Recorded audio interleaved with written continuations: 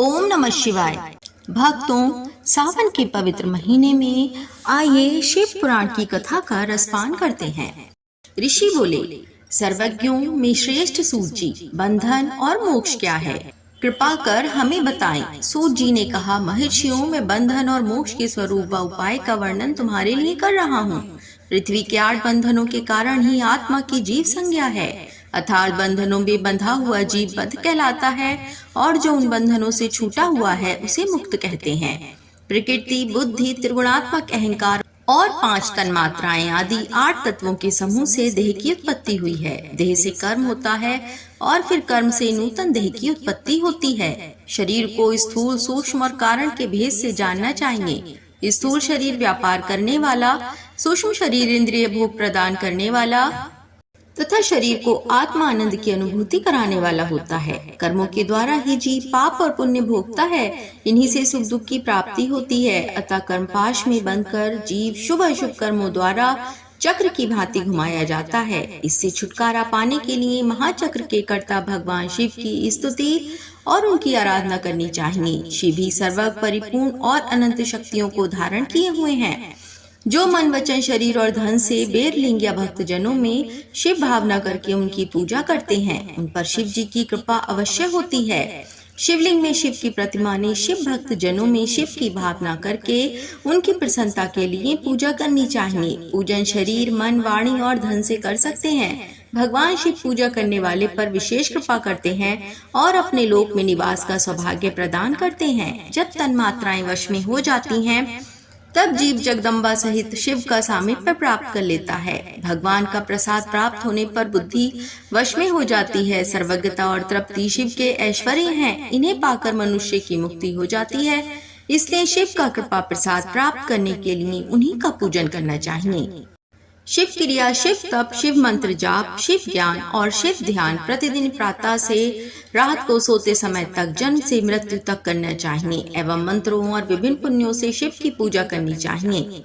एवं मंत्रों और विभिन्न पुष्पों से शिव की पूजा करनी चाहिए। ऐसा करने से भगवान शिव का लोक प्राप्त होता है। ऋषि बोले, उत्तम व्रत का पालन करने वाले सूत जी, शिवलिंग की पूजा कैसे करनी चाहिए, कृपया हमें बताइए। सूत जी ने कहा, ब्राह्मणों, सभी कामनाओं को पूर्ण करने वाले लिंग के स्वरूप का मैं तुमसे वर्णन कर रहा हूँ। सूक्ष्म लिंग निष्फल होता है और स्थूल लिंग सकल। पंचाक्षर मंत्र को स्थूल लिंग कहते हैं। दोनों ही लिंग साक्षात मोक्ष देने वाले हैं। प्रकृति एवं पौरुष लिंग के रूपों के बारे में एकमात्र भगवान शिव ही जानते हैं और कोई नहीं जानता। पृथ्वी पर 5 लिंग हैं जिनका विवरण मैं तुम्हें सुनाता हूँ। पहला स्वयंभू शिवलिंग, दूसरा बिंदु लिंग, तीसरा प्रतिष्ठित लिंग, चौथा चरलिंग और 5वां गुरुलिंग है। देव ऋषियों की तपस्या से संतुष्ट हो उनके समीप प्रकट होने के लिए पृथ्वी के अंतर्गत बीज रूप में व्याप्त हुए भगवान शिव वृक्षों के अंकुर की भांति भूमि को भेद कर नादलिंग के रूप में व्यक्त हो जाते हैं। स्वतः प्रकट होने के कारण ही इसका नाम स्वयंभू लिंग है। इसकी आराधना करने से ज्ञान की वृद्धि होती है। सोने, चांदी, भूमि, वेदी पर हाथ से प्रणव मंत्र लिखकर भगवान शिव की प्रतिष्ठा और आह्वान करें तथा 16 उपचारों से उनकी पूजा करें। ऐसा करने से साधक को ऐश्वर्य की प्राप्ति होती है। देवताओं और ऋषियों ने आत्म सिद्धि के लिए पौरुष लिंग की स्थापना मंत्रों के उच्चारण द्वारा ही की है। यही प्रतिष्ठित लिंग कहलाता है। किसी ब्राह्मण अथवा राजा द्वारा मंत्र पूर्वक स्थापित किया गया लिंग भी प्रतिष्ठित लिंग कहलाता है, किंतु वे प्राकृत लिंग है। शक्तिशाली और नित्य होने वाला पौरुष लिंग तथा दुर्बल और अनित्य होने वाला प्राकृत लिंग कहलाता है। लिंग, नाभि, जीव, द्रव्य और मस्तक में विराजमान आध्यात्मिक लिंग को चरलिंग कहते हैं। पर्वत को पौरुष लिंग और भूतल को विद्वान प्राकृत लिंग मानते हैं। पौरुष लिंग समस्त ऐश्वर्य को प्रदान करने वाला है। प्राकृत लिंग धन प्रदान करने वाला है। चरलिंग में सबसे प्रथम रसलिंग ब्राह्मणों को अभीष्ट वस्तु प्रदान करने वाला है। स्वर्णलिंग वैश्यों को धन, बाणलिंग क्षत्रियों को राज्य, सुंदरलिंग शूद्रों को महाशुद्धि प्रदान करने वाला है। बचपन, जवानी और बुढ़ापे में स्फटिक में शिवलिंग का पूजन स्त्रियों को समस्त भोग प्रदान करने वाला है। समस्त पूजा कर्म गुरु के सहयोग से करें। इष्ट देव का अभिषेक करने के पश्चात अग्नि के चावल की बनी खीर तथा नैवेद्य अर्पण करें। निवृत्त मनुष्य को सूक्ष्म लिंग का पूजन विभूति के द्वारा करना चाहिए। विभूति लोकाग्नि जनित, वेदाग्नि जनित और शिवाग्नि जनित 3 प्रकार की होती है। लोकाग्नि जनित अर्थात लौकिक भस्म को शुद्धि के लिए रखें। मिट्टी, लकड़ी और लोहे के पात्रों की धान्य, तिल, वस्त्र आदि की भस्म से शुद्धि होती है। वेदों से जनित भस्म को वैदिक कर्मों के अंत में धारण करना चाहिए। मूर्तिधारी शिव का मंत्र पढ़कर बेल की लकड़ी जलाएं। कपिला गाय के गोबर तथा शमी, पीपल, पलाश, बड़, अमलताश और बेर की लकड़ियों से अग्नि जलाएं। इसे शुद्ध भस्म माना जाता है। भगवान शिव ने अपने गले में विराजमान प्रपंच को जलाकर भस्म रूप से सार तत्व को ग्रहण किया है। उनके सारे अंग विभिन्न वस्तुओं के सार रूप हैं। भगवान शिव ने अपने माथे के तिलक में ब्रह्मा, विष्णु और रुद्र के सार तत्व को धारण किया है। सजल भस्म को धारण करके शिव जी की पूजा करने से सारा फल मिलता है। शिव मंत्र से भस्म धारण कर श्रेष्ठ आश्रमी होता है। शिव की पूजा अर्चना करने वाले को अपवित्रता और सूतक नहीं लगता। गुरु शिष्य के राजस, तामस और तमोगुण का नाश कर शिव का बोध कराता है। ऐसे गुरु के हाथ से भस्म धारण करनी चाहिए।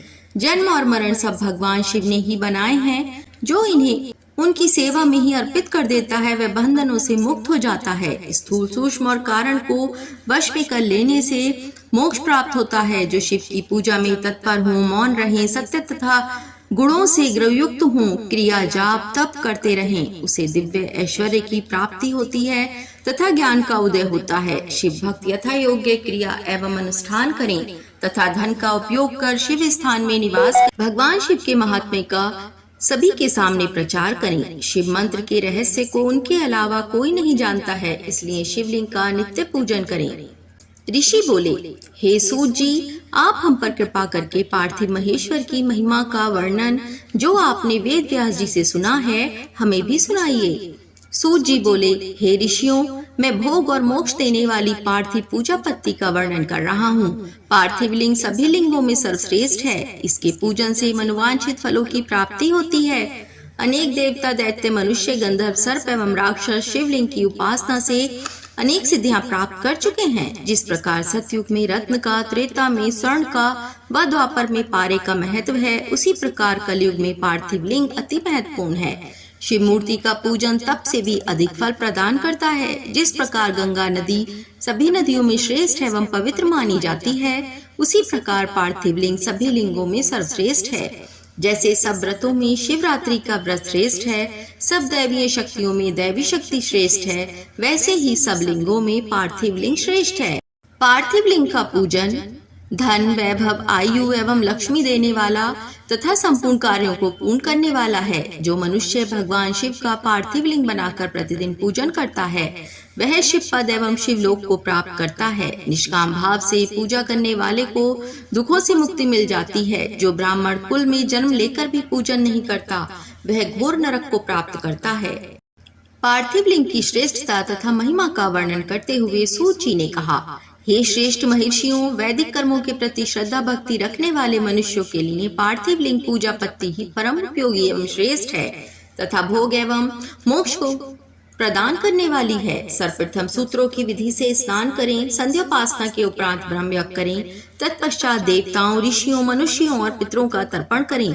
सब नित्य कर्मों को करके शिव भगवान का स्मरण करते हुए भस्म तथा रुद्राक्ष को धारण करें। फिर पूर्ण भक्ति भावना से पार्थिव लिंग की पूजा अर्चना करें। ऐसा करने से संपूर्ण मनोवांछित फलों की प्राप्ति होती है। किसी नदी या तालाब के किनारे, पर्वत पर या जंगल में या शिवालय में अथवा अन्य किसी पवित्र स्थान पर पार्थिव पूजन करना चाहिए। पवित्र स्थान की मिट्टी से शिवलिंग का निर्माण करना चाहिए। ब्राह्मण श्वेत मिट्टी से, क्षत्रिय लाल मिट्टी से, वैश्य पीली मिट्टी से एवं शूद्र काली मिट्टी से शिवलिंग का निर्माण करें। शिवलिंग हेतु मिट्टी को एकत्र कर उसे गंगा जल से शुद्ध करके धीरे धीरे उससे लिंग का निर्माण करें तथा इस संसार के सभी भोगों को तथा संसार से मोक्ष प्राप्त करने हेतु पार्थिव लिंग का पूजन भक्ति भावना से करें। सर्वप्रथम ओम नमः शिवाय मंत्र का उच्चारण करते हुए समस्त पूजन सामग्री को एकत्र कर उसे जल से शुद्ध करें। भूरसी मंत्र द्वारा क्षेत्र की सिद्धि करें।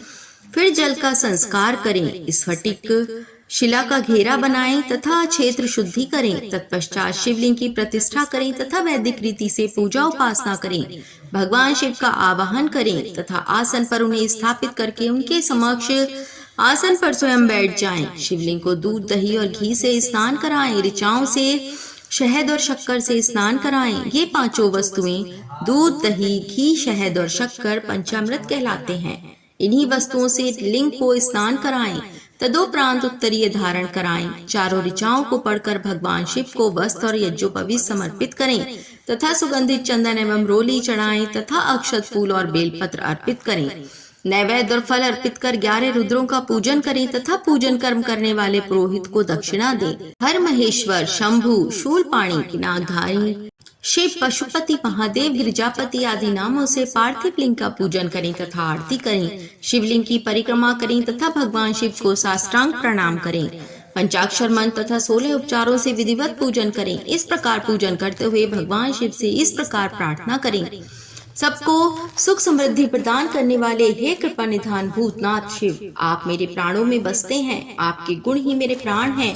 आप मेरे सब कुछ हैं। मेरा मन सदैव आपका ही चिंतन करता है। हे प्रभु, यदि मैंने कभी भूलवश अथवा जानबूझकर भक्ति पूर्वक आपका पूजन किया हो तो वह सफल हो जाए। मैं महापापी हूँ, पतित हूँ, जबकि आप पतित पावन हैं। हे महादेव सदाशिव, आप वेदों, पुराणों और शास्त्रों के सिद्धांतों के परम ज्ञाता हैं। अब तक कोई भी आपको पूर्ण रूप से नहीं जानता, फिर भला मुझ जैसा पापी मनुष्य आपको कैसे जान सकता है। हे महेश्वर, मैं पूर्ण रूप से आपके अधीन हूँ। हे प्रभु, कृपा कर मुझ पर प्रसन्न होइए और मेरी रक्षा कीजिए। इस प्रकार प्रार्थना करने के बाद भगवान शिव को फूल अक्षत चढ़ाकर प्रणाम कर आदर पूर्वक विसर्जन करें। हे मुनियों, इस प्रकार की गई भगवान शिव की पूजा भोग और मोक्ष को प्रदान करने वाली एवं भक्ति भाव को बढ़ाने वाली है। ओम नमः शिवाय। अगर आपको हमारी वीडियो अच्छी लगी हो तो वीडियो को लाइक और चैनल को सब्सक्राइब अवश्य करें। धन्यवाद।